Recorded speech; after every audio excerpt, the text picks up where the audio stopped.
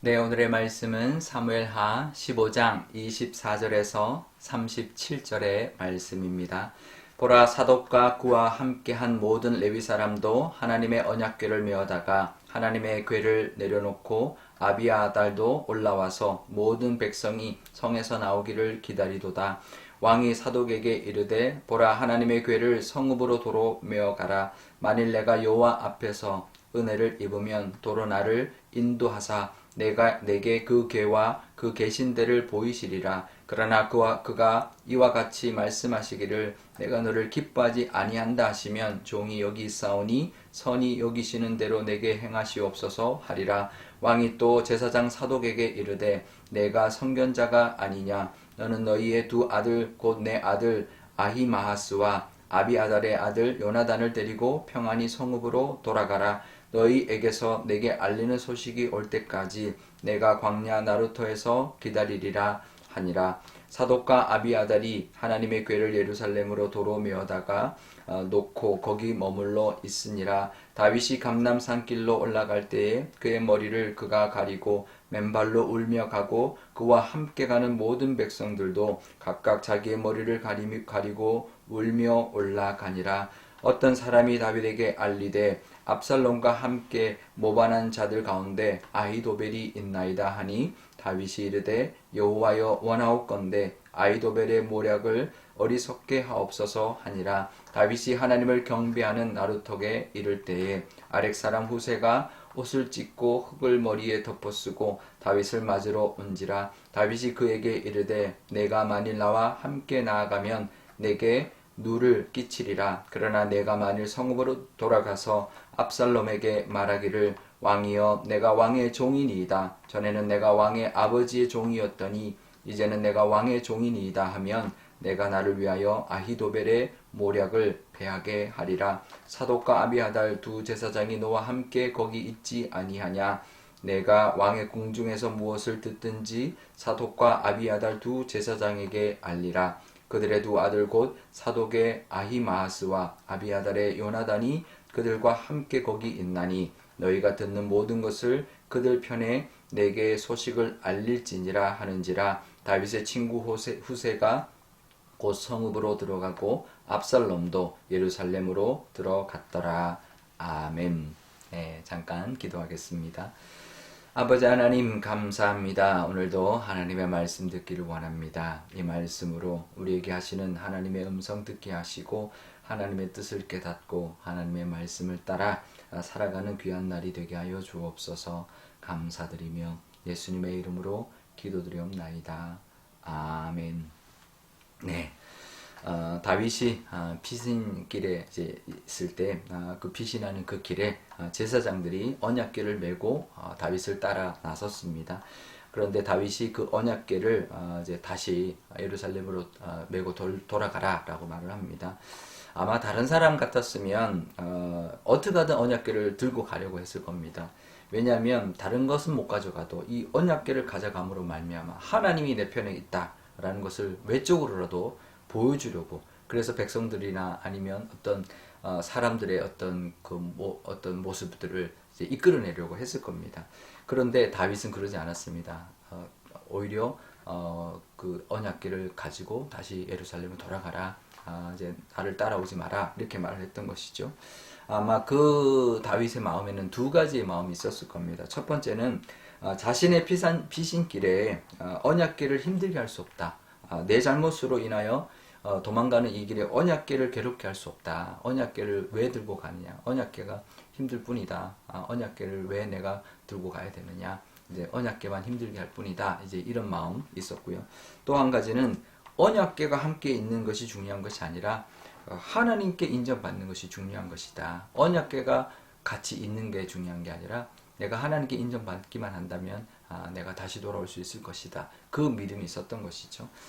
그러니까 하나님께 은혜를 입으면 자신이 오히려 이 언약궤가 있는 예루살렘으로 돌아오게 될 테니 내가 이 언약궤를 들고 가지 않겠다. 이 마음이 있었던 것이죠. 그러니까 다윗이 참 그동안 모습은 참 어떻게 보면 좀 이제 이 다윗 맞나 싶을 정도였지만 이런 결정적인 순간에는 정말 다윗이구나라는 것을 보여주는 그런 믿음의 모습을 보여주었습니다. 그러니까 역시 다윗은 다르다라는 것을 보여주는 모습인 거죠. 그렇죠. 다윗이 맞습니다. 이 언약궤를 들고 나간다고 해서 다가 아니죠. 엘리 제사장 당시 블레셋과 싸울 때 그 언약궤를 들고 나갔다가 뭐 오히려 지고 빼앗길 그런 이제 역사가 있었죠. 하나님이 함께 하시면 되는 것입니다. 언약궤를 또 이제 언약궤를 데리고 간다고 함께 간다고 이제 되는 게 아닌 거죠. 언약궤만 괴롭게 하는 것이죠. 하나님의 은혜를 잊기만 한다면 언약궤가 있는 곳으로 또 하나님이 오게 하실 것이다. 다시 내가 하나님의 은혜만 있는다면 예루살렘으로 돌아오게 될 것이다. 그 다윗의 믿음이 우리에게도 있어야 될 것입니다. 우리도 어떤 위기 속에서도 그 믿음이 있어야 됩니다. 하나님이 나와 함께 하시면 된다. 다른 어떤 것보다 하나님이 나를 지켜주실 것이고 나를 하나님께서 회복시키실 것이고 다시 돌아오게 하실 것이다. 그 믿음으로 하나님만 의지하고 나아감으로 모든 위기 가운데 이겨내는 다시 회복받는 저와 여러분 되시기를 바랍니다. 그 믿음에 하나님이 역사하셔서요. 다윗에게 한 정보가 전달이 되는데요. 이게 무슨 정보냐면 압살롬에게 모략가 아히도벨이 이 압살롬에게 붙었다. 압살롬과 함께 이 아히도벨이 함께 하고 있다. 이렇게 이제 말하는 정보를 듣게 됩니다. 보통 사람 같으면 이게 좌절하게 만들 그런 정보였죠. 아히도벨까지 이 압살롬에게 넘어갔구나. 이제 그 모략가가 이 압살롬에게 있다면 큰일이구나 이랬을 텐데 다윗은 그 소식을 듣고 어떻게 했을까요? 기도했습니다. 31절 하반절에 보면 하나님께 이렇게 기도합니다. 하나님이여 원하옵건대 아히도벨의 모략을 어리석게 하옵소서. 정말 짧은 기도죠. 근데요, 이 짧은 기도가 반전을 일으켰습니다. 이 압살롬의 반역에 있어서 이때부터 상황이 바뀌기 시작합니다. 이때부터 역전이 이제 시작이 되는데요.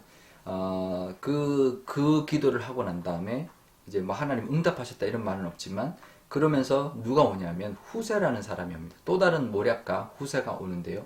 다윗이 이 후세에게 뭐라고 하냐면 그래 이 압살롬에게 아히도벨이 있다면 나에게는 후세가 있다 이렇게 하면서 후세를 데려간 것이 아니라 그래서 전략 대 전략으로 하는 게 아니라 후세에게 뭐라고 하냐면 예루살렘으로 가서 이 압살롬에게 당신이 왕이다. 내가 옛날에는 다윗을 섬겼지만 지금은 당신이 나의 왕이다. 이렇게 말하면서 그들의 모략을 패하도록 이제 그들의 그 정보를 우리에게 전달해주고 그들의 그 모략을 이렇게 이제 패할 수 있도록 그렇게 이제 공작을 해라라고 하면서 아주 비밀 특명을 내립니다.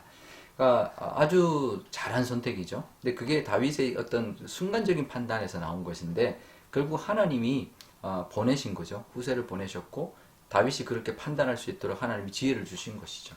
결국은 다윗이 한 기도에 하나님이 응답하신 것입니다. 결국 그걸로 인하여 이 응답을 받게 되었고 그래서 결국 이게 반전이 되어서 나중에는 압살롬이 무너지는 결과를 초래하게 되는데요. 그러니까 우리가 드리는 기도가 짧다고 뭐 이게 뭐 덜하고 길게 한다고 뭐 하나님이 응답받고 그런 게 아닙니다. 정말 우리가 진심으로 하나님을 정말 의지하면서 하는 기도는 아무리 짧아도 힘을 발휘하는 것이죠.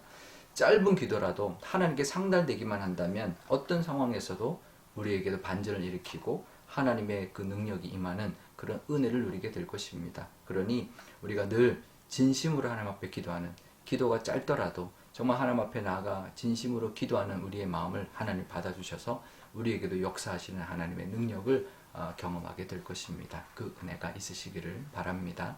우리 오늘 기도할 때 이렇게 기도하면 좋겠는데요. 먼저 우리에게도 정말 어떤 결정적인 순간에는 우리의 믿음을 하나님께서 세워주셔서 정말 하나님을 향하는 그런 믿음, 정말 하나님만 함께 하신다면 됩니다. 다른 그 어떤 것보다 하나님이 나와 함께 하시면 다 해결될 것입니다. 라는 믿음의 고백과 그 믿음의 결단을 우리도 하게 달라고 기도하면 좋겠고요. 또 짧은 기도라도 정말 하나님 앞에 진심으로 기도하는 것은 반드시 응답받는다라는 것을 기억하면서 하나님 앞에 온 마음과 힘을 다해 온 정성을 다해 하나님 앞에 기도할 수 있는 우리가 되게 달라고 기도하면 좋겠습니다. 또 오늘 화요일인데 전도의 또 날이죠. 우리 전도를 위하여 기도하는 날 되면 좋겠습니다. 우리가 어떤 기도든 하나님 의지하고 하나님만 함께 한다면 그 어떻게 기도하는 그 영혼이라도 우리가 기도할 때 하나님 응답하셔서 구원할 줄 믿습니다. 그래서 구원의 은혜를 부어달라고 우리 주변에 있는 가족들, 믿지 않는 영혼들을 위해서도 기도하는 전도의 날 되면 좋겠습니다. 우리가 우리 기도를 위해서 제가 기도하겠습니다. 아버지 하나님 감사합니다. 오늘도 하나님의 은혜 가운데 또 하루를 시작합니다. 연휴를 또 잘 마치고 또 화요일을 맞이하였습니다. 아버지 하나님 오늘 말씀 가운데 정말 하나님의 은혜가 정말 우리 삶 가운데 있기를 원합니다.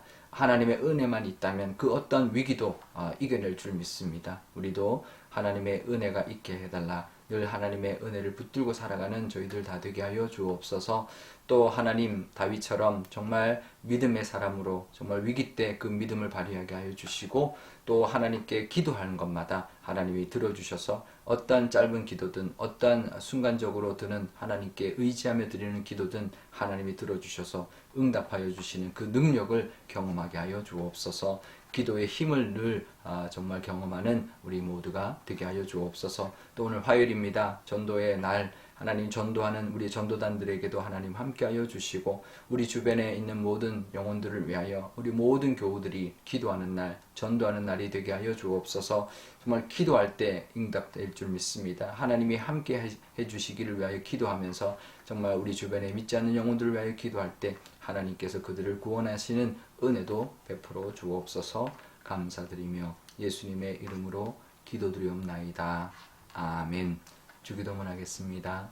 하늘에 계신 우리 아버지, 아버지의 이름을 거룩하게 하시며 아버지의 나라가 오게 하시며 아버지의 뜻이 하늘에서와 같이 땅에서도 이루어지게 하소서. 오늘 우리에게 일용할 양식을 주시고 우리가 우리에게 잘못한 사람을 용서하여 준 것 같이 우리 죄를 용서하여 주시고 우리를 시험에 빠지지 않게 하시고 악에서 구하소서. 나라와 권능과 영광이 영원히 아버지의 것입니다. 아멘.